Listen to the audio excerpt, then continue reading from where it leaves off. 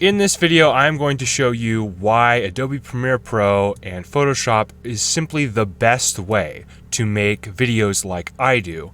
I've tried using other software like DaVinci Resolve, and it just doesn't handle my workflow. I don't think any video editing software in the world handles my workflow, at least not any of the free ones.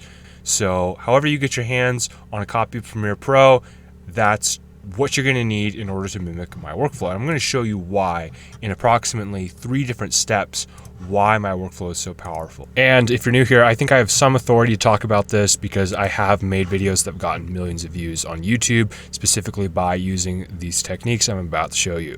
So I need a Wojak. So it's actually really easy to search to get a Wojak. So that's kind of what I'm doing now. So let's go ahead and let's just show off how easy it is. So there we go. We just added what we need to the timeline just using the libraries. That's really powerful right there. And if you saw those memes and you're like, wow, I could really use a fresh meme pack. Well, you can go to memewizards.com/meme-vault. Okay, this right here is a clip. And I'm going to show you why Premiere Pro is so powerful and why it is, to my knowledge, the only software that does this. So the first thing I'm going to do is create a simple animation. This is how I do most of my animations. People ask me, do you use After Effects? The answer is sometimes, but most of the time I just use Premiere Pro. And I'm just creating a simple like bobbing up and down kind of looking animation right there by making 3 keyframes and copying them. And then let's make it so that, by the end of this, he's going to be like over here. Okay, so now he's going to be moving back and forth. So that's fantastic. Beautiful. Just incredible animation work. Don't be jealous. I know I'm the greatest animator of all time. Don't be jealous. So what we're going to do now, most software can do that. But what most software for video editing can't do is what I'm about to show you, which is if I take this and let's say I want to make a version of it. I'm going to open this in Photoshop, which again, like you could use Krita if you don't have Photoshop. It handles PSD files almost exactly the same way. And if I just really quick, make my little edit here. And by the way, this is how I really work. This is you're watching how I really would do something like this. And then I'm going to make a new layer, and then I'm going to be like, okay, here's his eyes.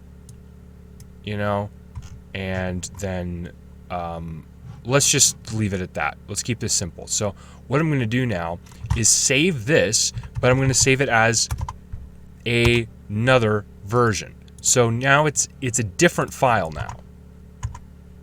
Okay, we have 2 different files now. Now what I can do with this clip is duplicate the clip. I just held Alt to duplicate it. Nothing fancy, and then hold Alt again to drop, and now you've got the same thing. See that? When I realized this is when I began making these videos, is when I realized that you can do that. Because that changes the game. And like I said, DaVinci Resolve, and it's the only free video editor that like holds a candle to modern video editing software that's paid. And it can't do this. In fact, it miserably fails this test. So here we go. We have that. Now, I'm not even done. What I'm going to do is I'm going to do a third thing that's going to blow your mind. The first one was libraries. The second is holding Alt to drop a thing on a thing after creating a new one with Alt. And the last thing I'm going to do is I'm going to nest this.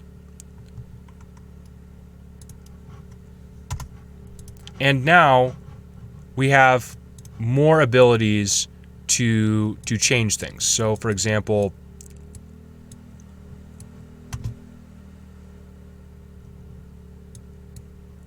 right? So there we go.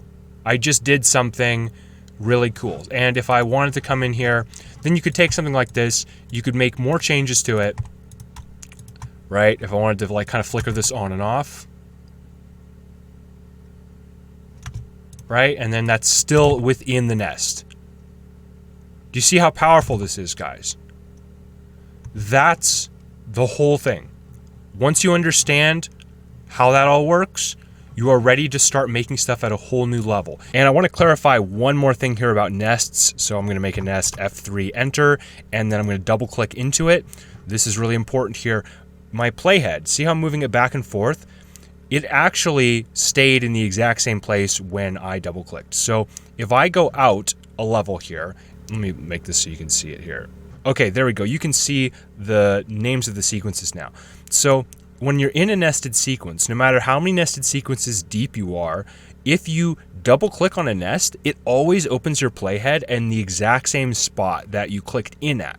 So if I go, back a level and I go over here and then I double click, we're still in the same spot. And this is very, very convenient. DaVinci Resolve, unfortunately, when I tried to mimic this, it doesn't do that. DaVinci Resolve, when you double click into, like if you go here, like I want to edit his eyes and his mouth at this exact spot, don't screw up where I am, and you double click into this, DaVinci Resolve is like, doop, it just sets your playhead right back there. So you can't use DaVinci Resolve for this workflow. DaVinci Resolve just resets your playhead over here, which will completely screw up complex edits. Because when you are working on a project that's as big as the ones that I do, you have 4 or 5 nested sequences inside of each other, and you need to zero down on like one specific thing and change it. And if your playhead gets reset, you are absolutely screwed, because you'd have to literally break out a pen and paper and recalculate all the exact time codes. So shame on the DaVinci Resolve developers. And just to top it off, because I want you guys to really grasp the full power, because what I just did looks ugly. Like, what is this? So what we're going to do is we're going to do a bonus round. Okay, this is what we're going to do. We're going to open this and we're going to make sure that this actually looks correct. So okay, I had to reset my canvas so you can actually see what's going on. We're going to speed run the sandwich technique. So the sandwich technique is basically just having 3 layers and the eyes are in the middle, or the pupils themselves are in the middle. So that's what I had before, was just 1 layer. Now you can see it. We have 1 layer. I had to reset it, but same thing. So we're just going to go ahead and remove this eyes that we have currently with the brush tool. And I'm not going to be too perfect about it because I am just making a quick tutorial, but we're going to go Control-Shift-N for new layer, hit enter, and there we go. We can just click twice, and now we have pupils.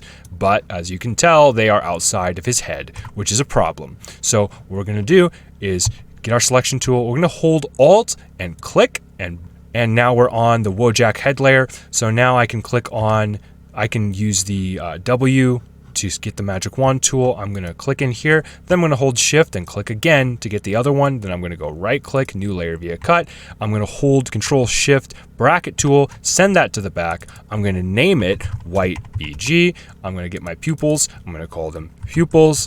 And then with the pupils, all you have to do is same thing, just send it one to the back. Oops, that sends it all the way to the back. So we're going to go just Control bracket to go up. And there we go. Now we have our sandwich. So Control Shift bracket and Control bracket. It's how you move things up and down, or send all the way to the back, or all the way to the and you can hold Alt to click on whichever layer you want to access. See how it's just changing depending on which one I'm clicking on. And the other thing you should know is that if you hold Alt and you click on the eye, you can actually preview the layer, just that layer, which is pretty cool. Save, reveal and explore, click on it, hold Alt, tab, take this file, the one we just edited, drop it in, and then instead of merging all layers on the import, we're going to go in here and we're going to say individual layers. Ta-da. Now you get a folder. Now what you can do is duplicate this 3 times, and now you can drop in your Wojak. Whoops, actually he should be on the top. Let me try that again. Wojak on the top, we're going to recreate our sandwich, white on the bottom, and then pupils in the middle. And just because I wanted to, we still have the same original one in the back here. Now, if I want to animate his eyes, all I got to do is open. So there's already existing keyframes on his eyes, which makes this a little bit confusing. But we're going to go ahead and just kind of do it anyway. Yeah, cool. And there you have it, ladies and gentlemen. There you have it. You've animated a Wojak. Okay. And again, if I did want to give him like a smile, all I have to do is make a cut, go over here, reveal this. Again, I already have it open, so who cares? Take this, delete this, hold on this, and then go, yeah, big old smile. Awesome.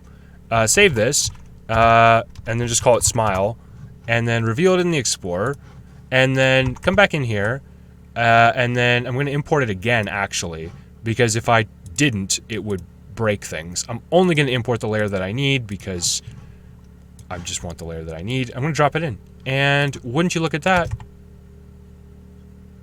Isn't that awesome?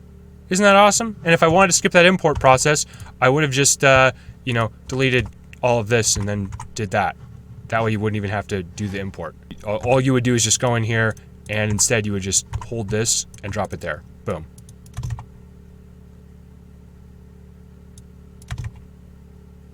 It's that easy. Need I say more? So yeah, basically that's everything you need to know. Watch the other video, Wojak Animation Techniques 2, I think it's called. If I was to put a background on this, suddenly it like becomes a legitimate meme, right? Like this is now a meme, right? Look, we have a 4chan green text. We have a full meme now, guys. And if you're wondering, you're like, oh, you know, how come the edges of it are missing? Okay, well that's really easy. All you got to do is go in here, change your canvas size. We're gonna make the width like, I don't know, we'll add 1,000 pixels because I'm an idiot. And then we're just gonna fill this. I didn't even create a new layer from background. Probably should have. Doesn't matter. Gonna save this. For some reason it's a PSD. I'm gonna go here. I'm gonna go in here. I'm gonna hold Alt. I'm gonna drop it in. Bam! Now you've got a cool meme video, right? So get out there and make your memes. Okay, that is how to use clips in Premiere Pro to make Wojak videos. I hope you enjoyed this. If you want to get a massive pack of all my best Wojaks, kind of like you saw in the libraries here, most of these are included. You can go to memewizards.com/meme-vault, and you can download all of my memes, or most of them. It's volume number 1. There's going to be more volumes, so get that at my site, and there's probably a little opt-in there where you can get the Meme Wizards Academy course for $1 or something like that. Who knows, maybe we raise the price. There's your urgency. Go to the site, get it while it's hot, and look out for some emails. We'll send you some emails, and then you can learn more. You can work directly with me one-on-one in our higher ticket offers, and you can learn how to make your own legendary videos, inject some comedy, tell stories with the South Park secrets, and, you know, make something funny that a million people would want to see.